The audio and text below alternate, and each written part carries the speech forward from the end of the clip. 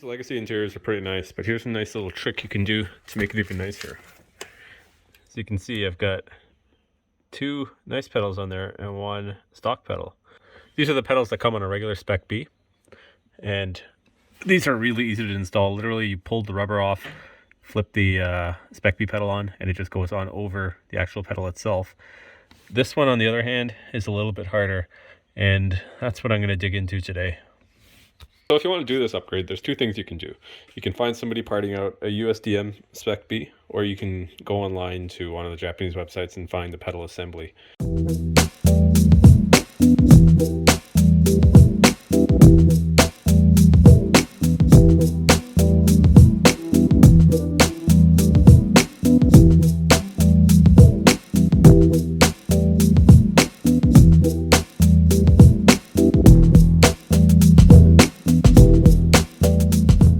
Now, if you go with either of those options, I think the USDM might bolt right up, but don't quote me on that. So we're going to run through the hard option here.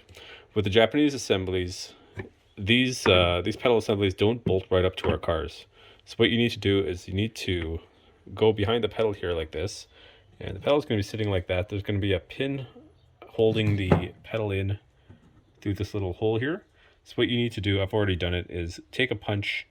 Nice little punch like that'll do, and just hammer that pin out, and the pedal will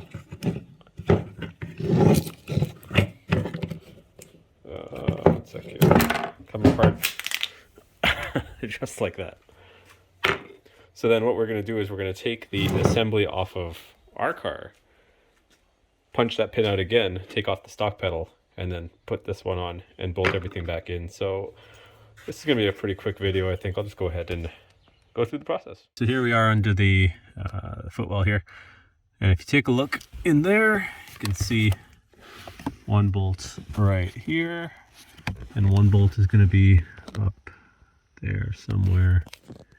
Right up there. So you're going to need to get a pretty long extension for that. It's a 12 millimeter. And I think I'll actually also take off this little kick panel at the bottom here. That's just going to be these three little tabs. You should probably know how to do that by now if you've watched any of my videos. And let's do that and we'll come back at it. Okay, so I just got that top nut off. And as you can see, I had to use a very long extension. So be aware you're going to need that for this job.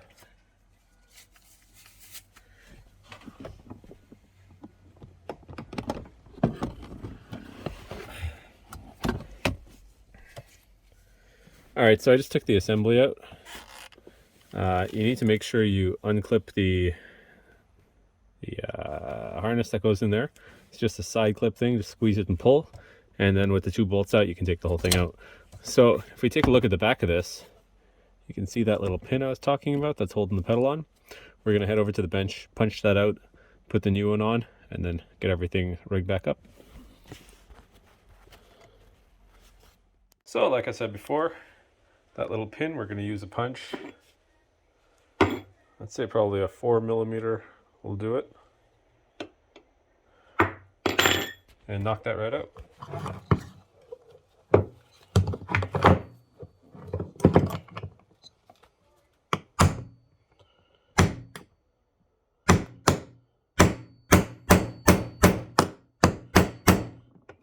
It took a while, it took some tools, but as you can see, this pin did move. I just have to hit it a little bit more to get it all the way out.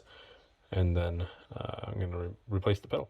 Okay, so as you can see, I got the Spec B pedal on. But pay attention, this part's important. I had to actually make some modifications on there. So one of the big things is that this, and I think this only applies if you're using the Japanese version, but I haven't seen a USDM one, so I'm not too sure. But if you take a look at the end of this bar here, and the end of the bar that came off the car, this one's got a bend, and that one doesn't. So that bend usually goes right there on the pedal. Now what I did is I literally just took a Dremel and Dremeled that out so that there's a spot there for it. And also the pin on the USDM version is a lot bigger than the this is the USDM, than on the JDM one. So I had to drill that out as well. So two small modifications: enlarge that hole, Dremel that piece off, and you can pound the pin in, And you've got a pedal that we're ready to install again. All right, so did the bolts up, plugged it back in, and it's good to go. The last thing I'm going to do, and this is just a personal test because I want to make sure everything is good, I'm going to plug my access port in, and I'm going to floor that pedal, and I'm going to make sure it says 100% throttle position. But other than that, that's how you make the swap. So that one's pretty quick and easy. Just a little things, a few things here and there. But I've got some more stuff I've got brewing. Some wheels are coming in on back order right now. And yeah, lots more to go. Got some white line sway bars and the end links and everything that I'm going to install. And probably some coilovers coming in soon too. So give me a like and subscribe, and I'll see you guys next time.